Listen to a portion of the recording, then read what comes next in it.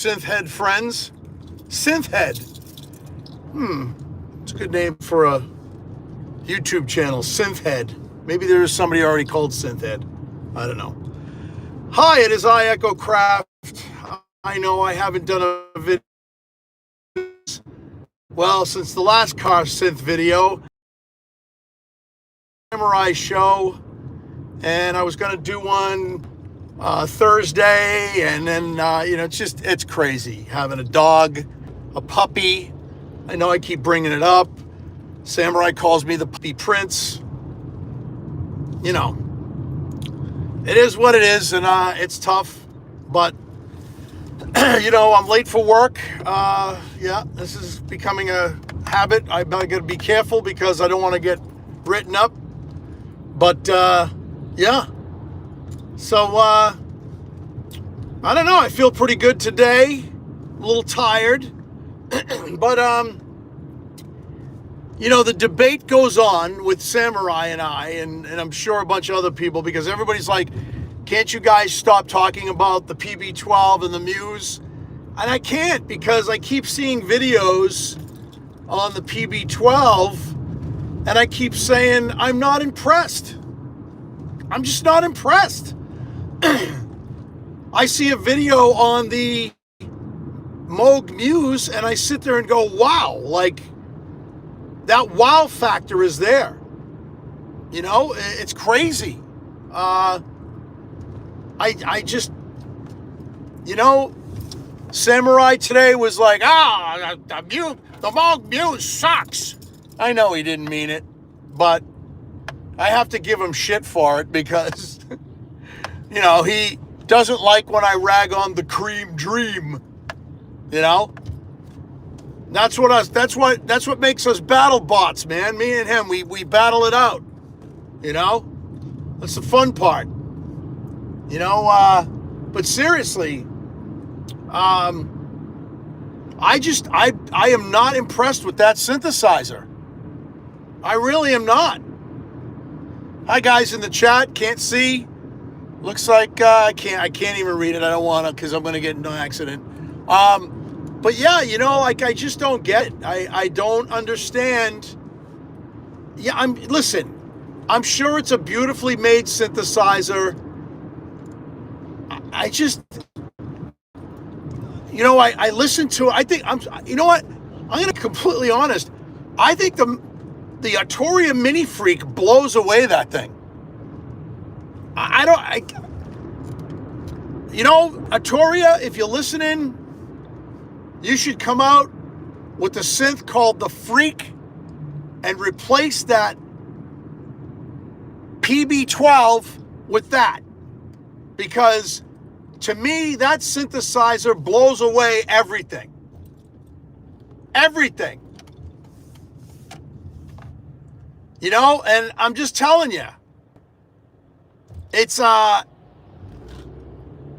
really sad that a $599 synthesizer, I feel, blows away a $4,000 synthesizer. That's my opinion. It doesn't wow me. I listen to the Moog Muse and I go, wow, like every single video I've ever seen on it, I get wowed by it. That doesn't happen usually. And a lot of people are like, oh, well, there's problems with it. And, that was in the beginning. It's like when you buy a new car. Sometimes when a brand new vehicle comes out, not a remake of a remake, of a new year model, a brand new vehicle, right? There's problems with it. For instance, I'll give you a good example. The Telluride, right? When that car came out, I believe that's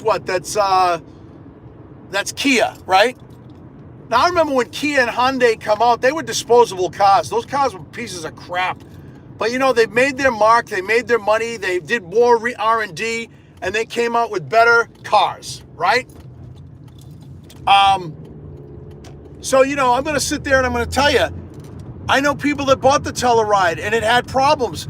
But what did they do? Kia was like, don't worry about it. We got you covered. We're going to fix it. They did the same thing to the Muse. You know? Some people were complaining that the vinyl was coming off, and other people were like, oh, well, I don't think there was vinyl on any of the other synths. Well, there was. Okay? The Sub Fatty by Moog had a vinyl top on it. I owned one. It was vinyl. Okay? That problem went away. The heating issue. Well, you know what? You get an analog synthesizer, they heat up. The DeepMind 12 has a fan in it. You know why? Because it heats up. Right? The PB12 has these giant, I call them New York City grates, because that's what it looks like. They should make like steam coming out of the top of it, because these giant grates that they put on the back. But why did they do it? Because it's analog. Because it heats up. Okay? So, you know, what was the other thing? Oh, notes would get stuck, or notes would disappear, or blah, blah, blah, blah, blah, blah, blah, blah, blah, blah. Well, they fixed the firmware in that. Okay? It's not the Moog 1, kids. Okay? The Moog 1, to me, was a big hunk of wood and metal and plastic that failed at a $10,000 price tag. Moog, what were you thinking? You were thinking with your head up your ass about, oh, we're Moog, we can do what we want. We can price it what we want. People will buy it. And they did. And now I'm seeing a lot of them for sale because they suck. And people that have Moog ones are going to be like, oh, EchoCraft, what do you know? You never played one. I don't want to play one. I don't want to own a synthesizer that's half the price of a car, or is the price of a used car. That's insane. So $3,500 for the Muse, right? $39.99 for the friggin' peanut butter synthesizer that doesn't sound good. Built like a tank, has steam grates on the top, right? I don't know. Every single time I heard it, Victor Korftron's video is incredible. And I can name a bunch of other people that did videos on them. I can't even name their names because I don't remember their names. But they all made it sound good. And they were just playing the presets. The PB12, I hear flutes. I hear bells. I hear church organs. Seriously? I can get that out of my Hydra. I can get that out of any digital synthesizer in my arsenal. I can get that out of the Juno X does all that and more with drum sounds. And it's digital. It's basically a VST in a box. I'm not going to pay $4,000 for a VST in a box. If I had to pay full price for the Juno X, I wouldn't have bought it. You know, it was $19.99. I sold some gear. The way I look at it, I only paid $749. No, $794. Sorry. That's what I paid for the Juno X, brand new. Because I sold some gear on Gear Exchange on Sweetwater. So,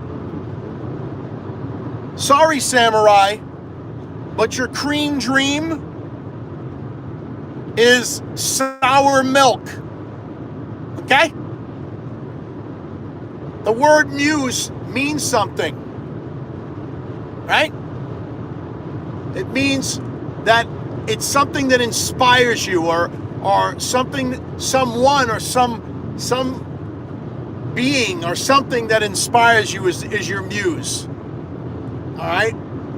You guys are going to think I'm corny, but I used to say that my wife was my muse.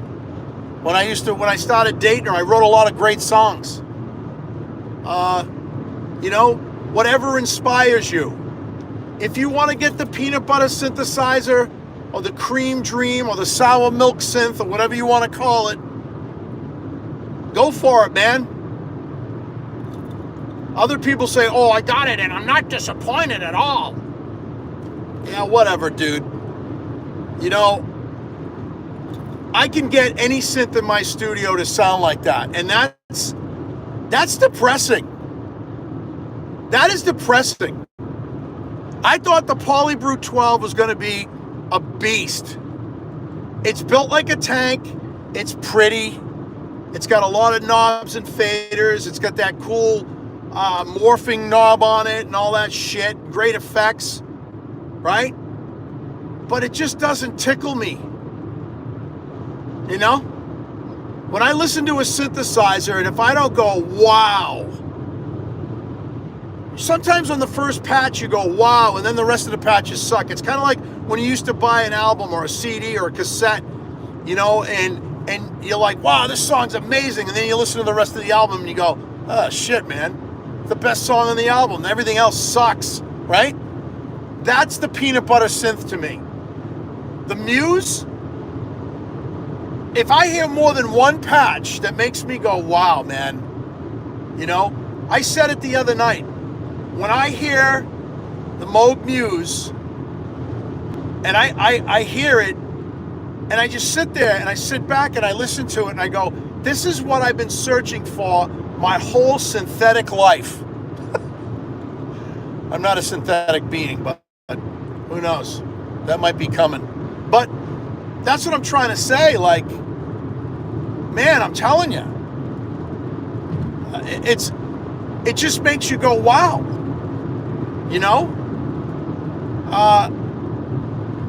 I don't know. I just think that they should have come out with the Mini Freak. That, you know, everybody says the Astro Lab. I don't get it. You know? I don't get what's so great about that synthesizer. I guess it is a player synth, I guess. So it's good for taking it out on the road and playing gigs with it and stuff like that. But again, they could have capitalized on the Freak series, and it would have been amazing. A hybrid analog synthesizer, right? It would have been amazing. Full keys, you know, a couple more oscillators, a couple of more filters, right? Some more effects. Hybrid. Would have been amazing. And they could have sold it for $2,000. And people would have bought more of those than they're buying the PB12. And you know I speak the truth, Samurai. You know it. I don't know, man. Could have called it the Freak. You know, because they had the Micro Freak, the Mini Freak, then they could have had the Mother Freak. Right? Brute Freak. The Freak Brute. Right? But no, they came out with the peanut butter, sour milk, cream dream disaster. That's how I feel. Okay? I don't know, I see a lot of emojis down there. What the hell is going on down there? What is that? Emoji City. Wow.